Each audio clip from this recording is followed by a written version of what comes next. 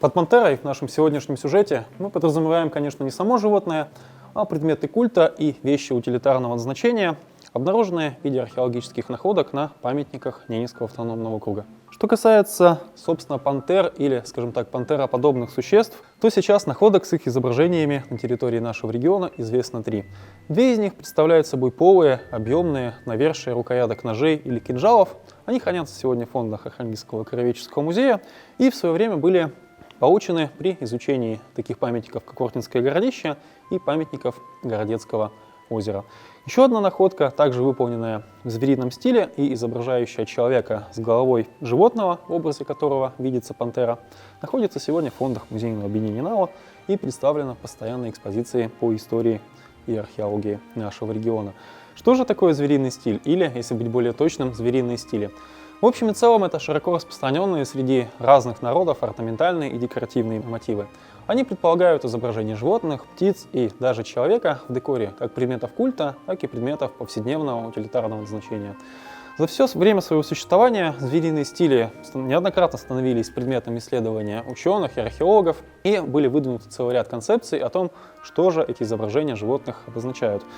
Так или иначе, многие ученые сходятся в том, что изображения животных не были случайными. Это отражал целый ряд мировоззренческих и религиозных знаний древнего и средневекового человека. На самом деле, многие животные, которые изображались на предметах культа в виде предметов звериного стиля, широко почитаемы среди, в том числе и северных народов. Это подтверждает и обращение к современным этнографическим данным. Вернемся к пантере. Вероятно, изображение пантер на археологических памятниках нашего региона уходит своими корнями еще в скифский звериный стиль. Вообще, скифский звериный стиль – один из самых знаменитых звериных стилей. Он зародился, по всей видимости, в эпоху раннего Железного века, это примерно 8-7 века до нашей эры. Скифы изображали пантер как свернувшимися в кольцо, так и в профиль с полусогнутыми лапами, а кроме пантер изображали также другого хищника семейства кошачьих – барсов.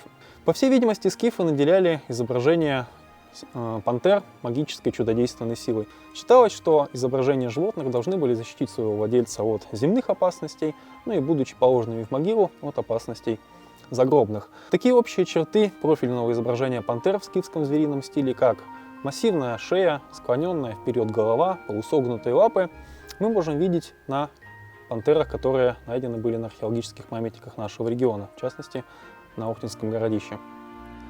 Постепенно, под влиянием местных условий и верований, скифские мотивы видоизменяются мастерами, которые создавали свои произведения в Печорском, Пермском и Обско-сибирском зверином стиле. Постепенно образ пантеры также уходит в прошлое, он заменяется образом волка и медведя в основном. Безусловно, в дальнейшем археологические исследования в Ненецком округе будут продолжены. Археологи получат ответы на уже существующие вопросы, ну и, конечно, учитывая специфику археологической науки, исторические находки поставят перед нами и новые вопросы.